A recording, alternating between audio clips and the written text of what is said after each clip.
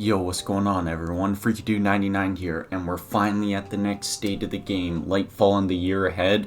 Let's waste no more time. Welcome to February, Guardians. My name's Joe. You may know me as the Exo and your Grandmaster, using whichever exotic bow matches the Nightfall Singe, or the Awoken on your friends list with the fire team set to closed as they put another hour of attempts into soloing the latest dungeon, or maybe even the human with 3 different red border weapons to equip, trying to complete 10 separate bounties in a single match.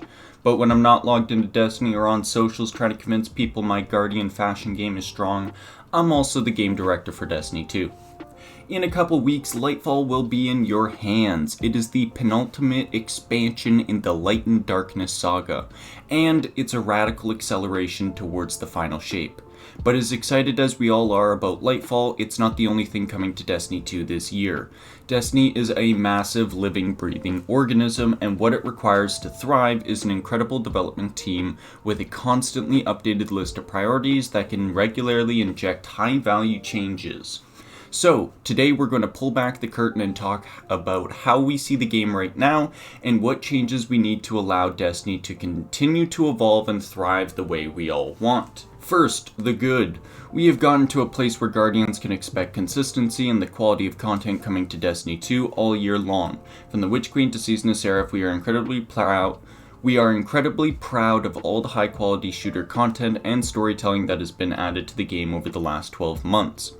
But amid this quality and consistency, Destiny 2 can sometimes feel too predictable, with some consistency is necessary for us to be able to regularly update the game and prevent players from having to relearn Destiny every 3 months, as well as to maintain our team health and sustainability. It is clear that too much predictability has created a lack of surprise and delight by the time some of our major game updates get into your hands.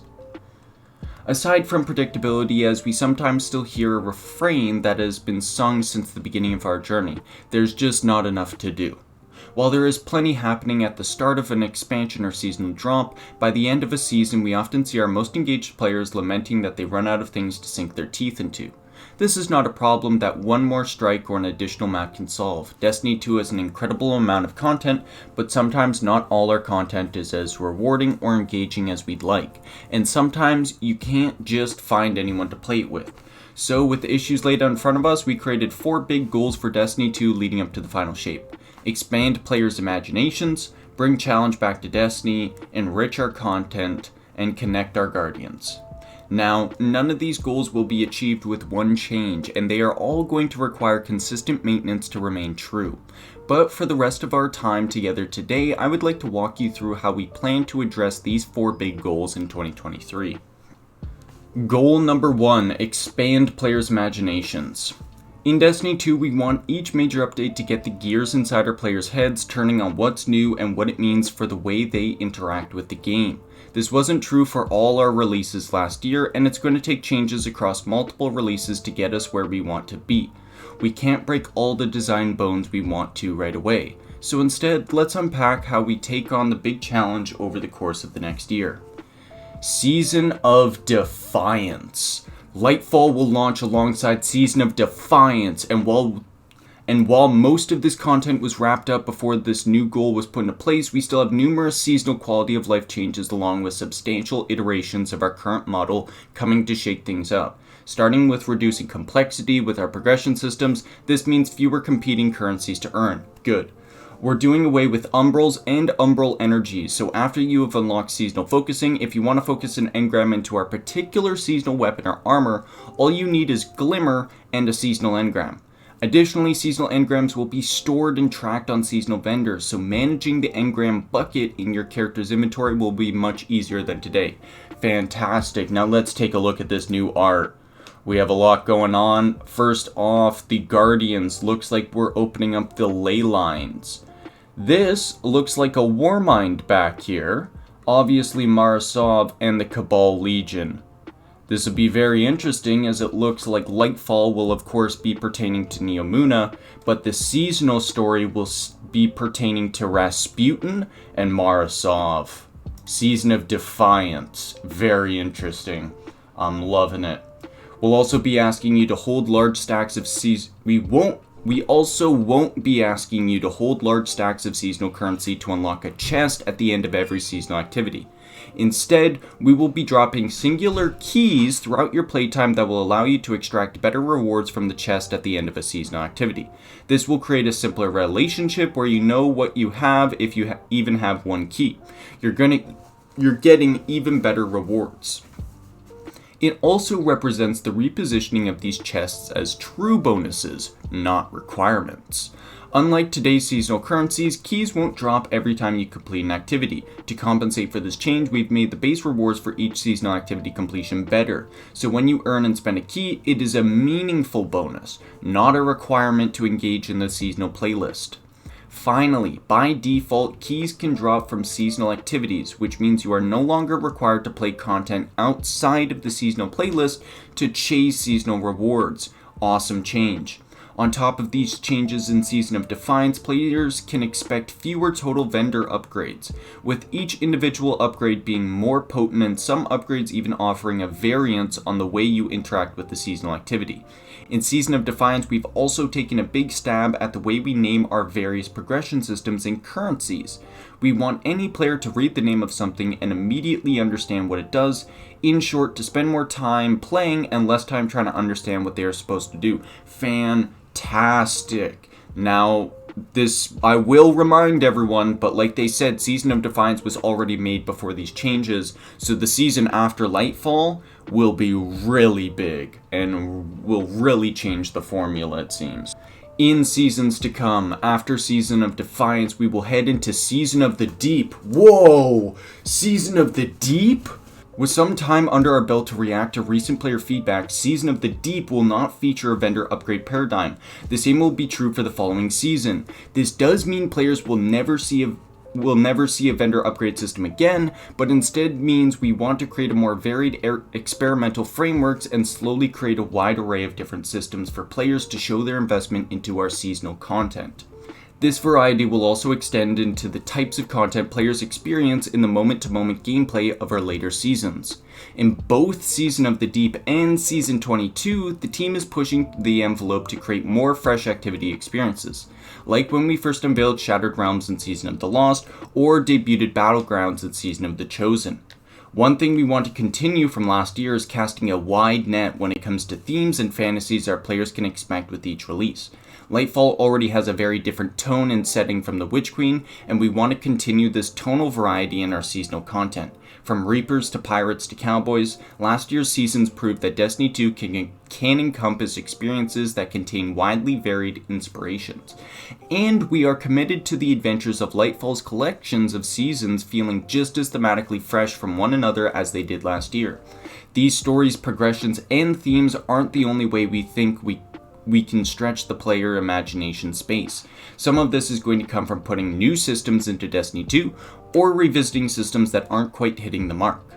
In Lightfall, we will be adding Guardian ranks to the game alongside rethinking Destiny 2 build crafting with loadouts. While we aren't going to go deep into either of those systems here, they both represent new lenses that we want to continue to apply to Destiny 2. For example, Guardian ranks aim to be the effortless way Guardians share their place in their journey with one another, no longer with the number next to your nameplate to be representative of how much you've grinded the season pass. Instead, it's representation of our experience as a Guardian and the challenges you faced and overcame. Weapon crafting, here we go. We're going to want a killer set of weapons for these challenges, and this year we're going to change how you think about obtaining these weapons with some major updates to weapon crafting. While we love having some source of deterministic perks, we found that the route to getting the weapons you want to craft can be too random. At the same time, we also believe that weapon crafting being a part of so many weapons of our weapon chases has diminished the joy of simply getting a great perk roll as a drop. So here's what you can expect to change with weapon crafting in the year of Lightfall. To create independent chases for both crafted and non-crafted weapons, starting with Lightfall, fewer of our total weapons will be craftable and more of our weapons with long-term sources will get value from random perk rolls. To allow these non-crafted weapons to stand toe-to-toe with crafted weapons in Lightfall, in the year of Lightfall, more and more of our non-crafted weapons, starting with the new raid Adepts this year, will have the ability to be enhanced. Enhancing allows your dropped weapon to start leveling up, use mementos, and gain access to both enhanced perks and enhanced intrinsic properties, but only the enhanced versions of the perks and masterwork that you already have on the version of the weapon you are enhancing.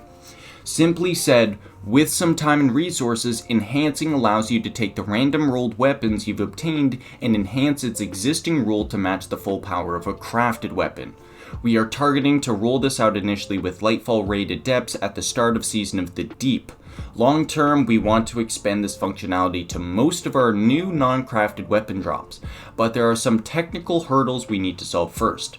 For crafted weapons, we will have some additional changes planned. You will never see deep sight on a weapon unless it is something you need to make a pattern progress on. When you see a red border in game, you will know it's valuable. Targeting Season of the Deep, we will also be adding a mechanism to activate deep sight on any craftable weapon they do not have the pattern for. Finally, we want to tackle one more thing out of game to help with our goal to expand the players' imaginations, and that's giving our players a little more of a sneak peek into releases before they hit the server. So, while some of our releases this year still will be kept secret until they hit players' machines, and others, like Season of the Deep, will preview and share key details ahead of time. Moving on, bring challenge back to Destiny. We could have all the variety in the world, and that wouldn't matter much if we weren't also making sure that the content our players spend the most time with is engaging and interesting.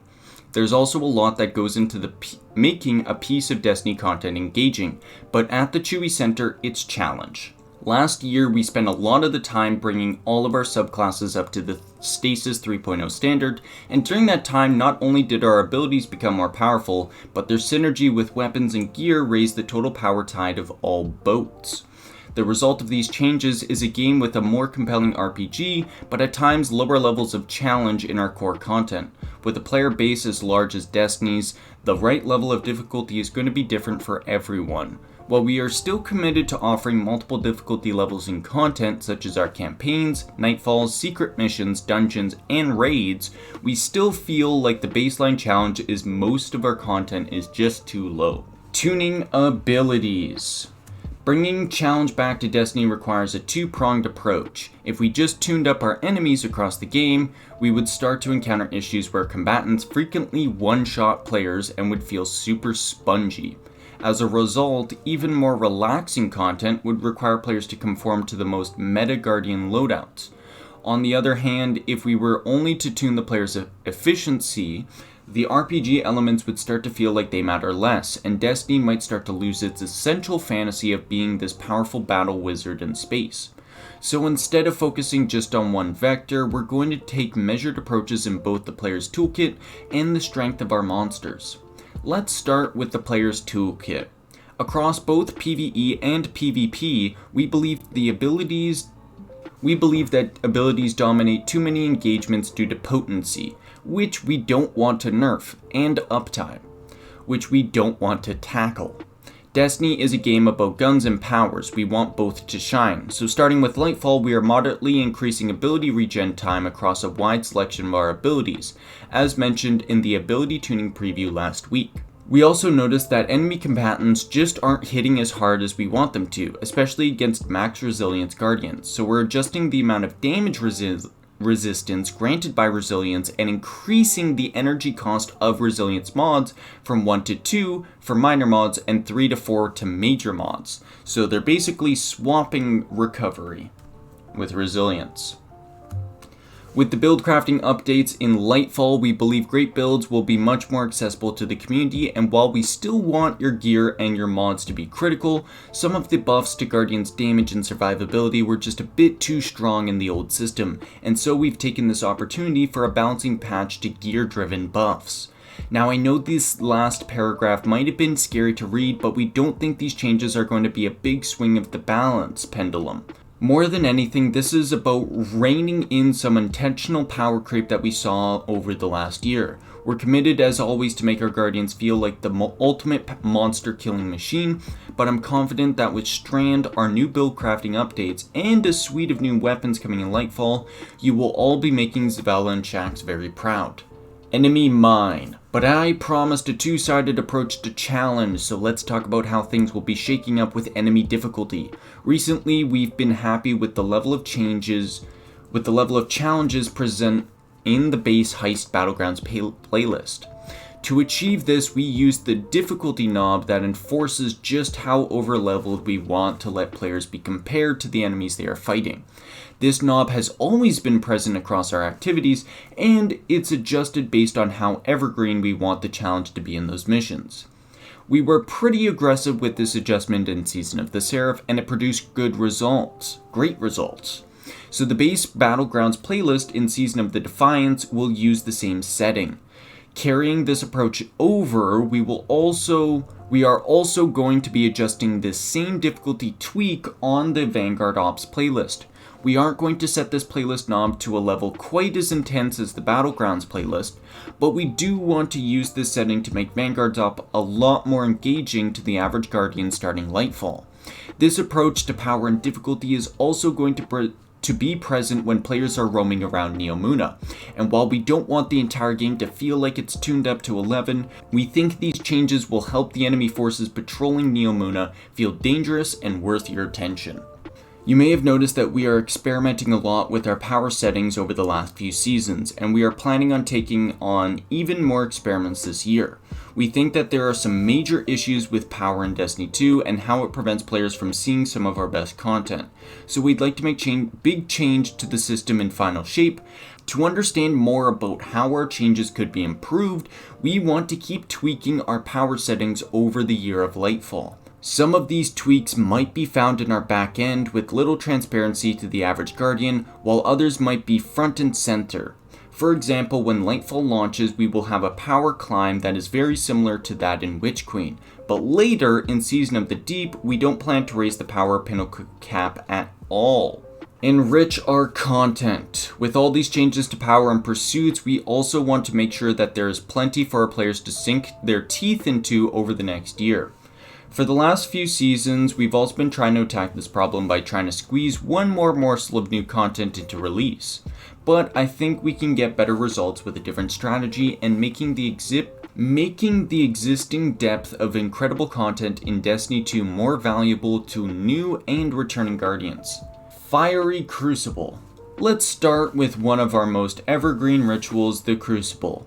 Player versus player combat is here to stay in Destiny 2, as we think it's one of the most inherently replayable parts of the Destiny experience. Last year we injected several new modes into PvP, with Rift to Eruption to Fortress. We're excited for some of these game modes to get more face time in the core ritual experience, but we're not done adding variety to the ways you engage with PvP. In Season of Defiance, we are looking at getting Countdown back into the game, along with a respawn variant of the game mode we call Countdown Rush, where players must detonate/defuse both bombs on the map before the round ends.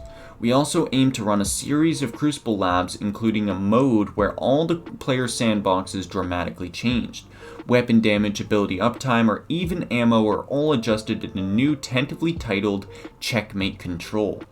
This mode will reward players who use their smarts and their skills. So if the only way the enemy has been able to shut you down in the past is a solo blade barrage, they might be in trouble. This isn't all we have planned for modes, so keep your eyes on labs and more classic and all new modes later this year. Now we think that a steady stream of our novel game modes and a reining in of player power is going to do a lot for the health of our PvP ecosystem, but we're still committed to keeping true to our Crucible maps plan, which means the arrival of Meltdown in Season of the Deep and a brand new Vex network map in Season 22 and the return of Citadel in our last season before the final shape. We will also be looking at existing maps and doing a spawn returning pass on many of them this year to improve our various modes flow. In matchmaking, we still don't feel we have nailed the trade-off between fair matches and good connections. We still need to get features like dynamic skill ranges in game to allow for players across all skill levels to get consistently high-quality connections in their matches. As we continue to adjust algorithms to improve connection qualities, we are also turning our eyes towards lobby balancing, where we aim to construct matches with a more consistent skill spread amongst players on both teams. We also want to continue to zoom out and make sure that we're upgrading the meta system that encourages folks to play PvP.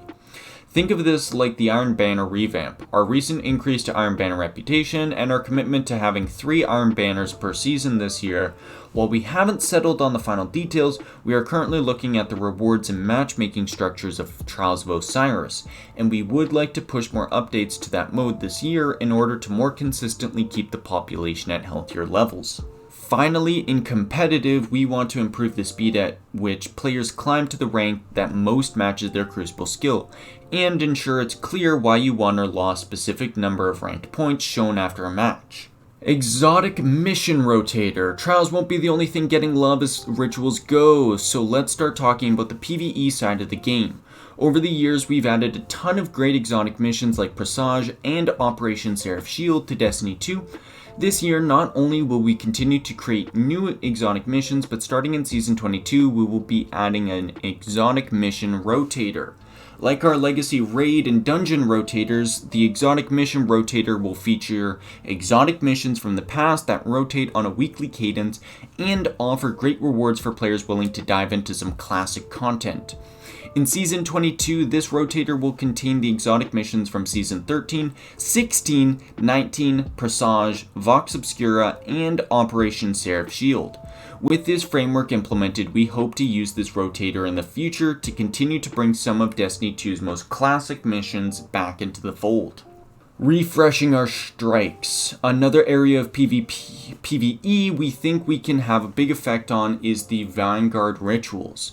We have already talked about how we are going to be making the Vanguard Ops playlist more engaging by raising the challenge level, but with Lightfall we are also shaking up some of the activities inside the playlist.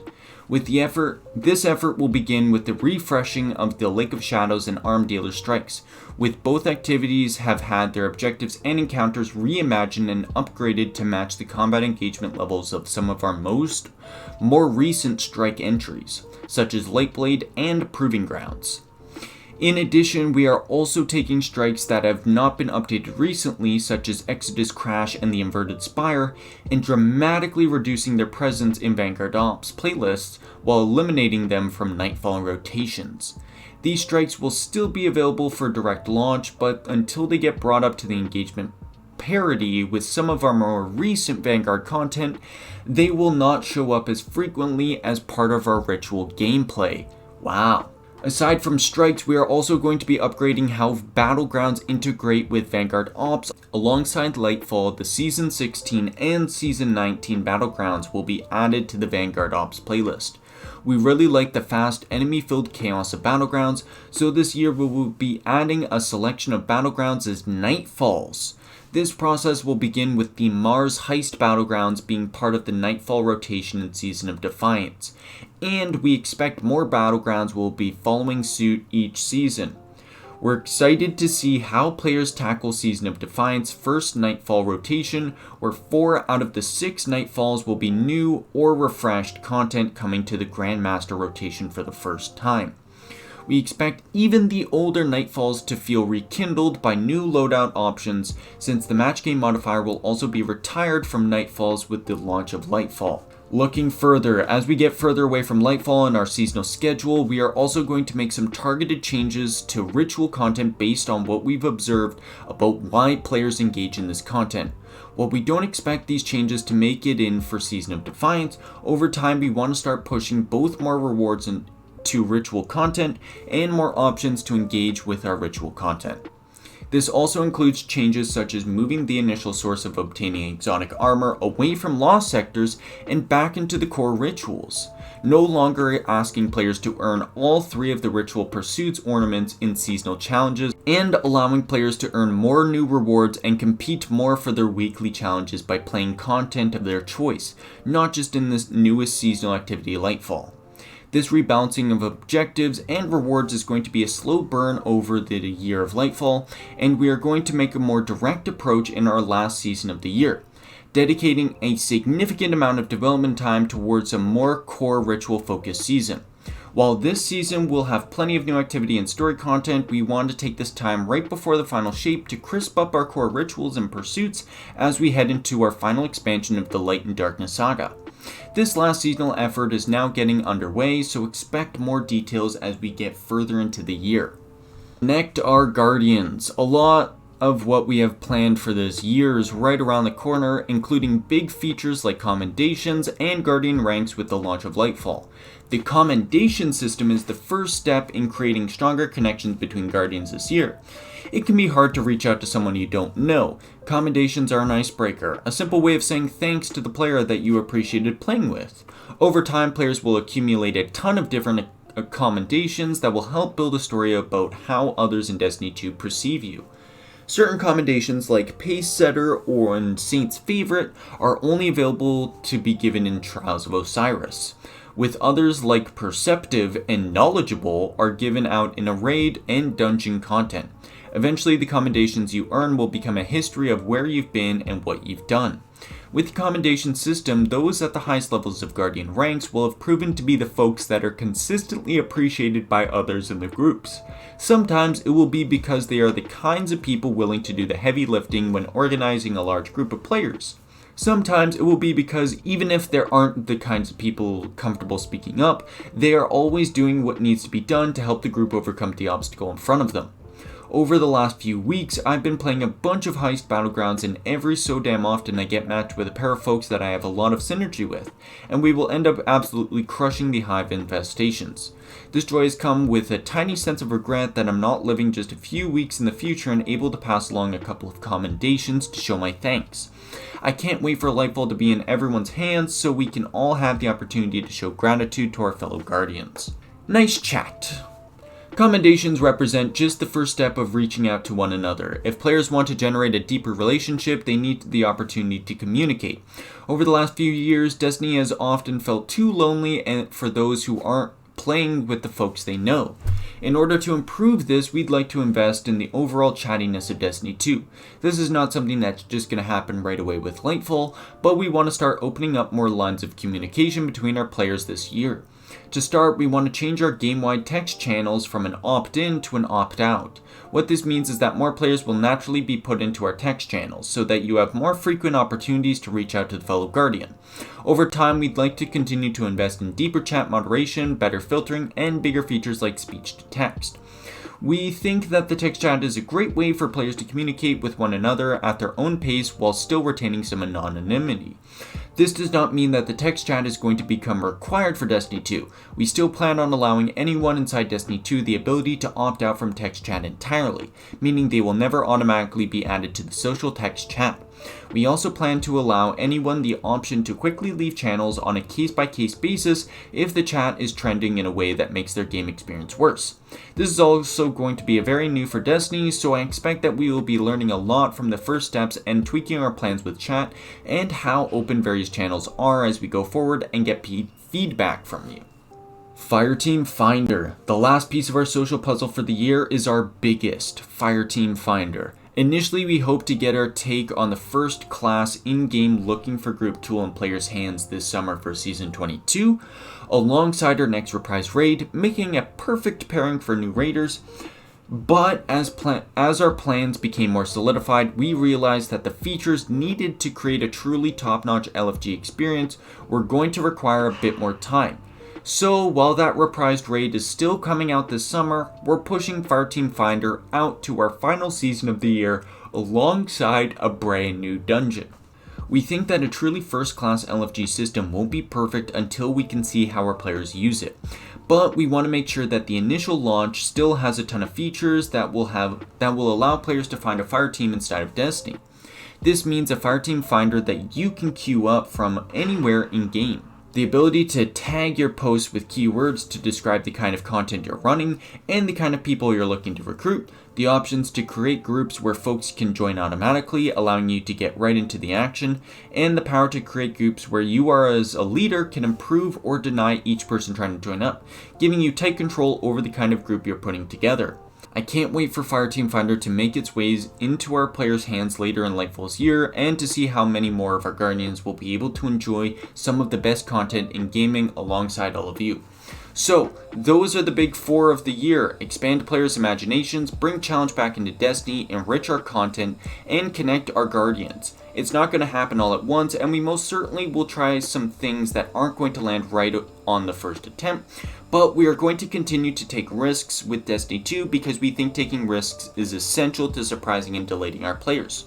It's possible that we get into this year and discover a new set of opportunities and challenges for us to pursue. If that happens and our roadmap for the year changes, you'll hear from us. We'll keep you posted on our website and on our socials.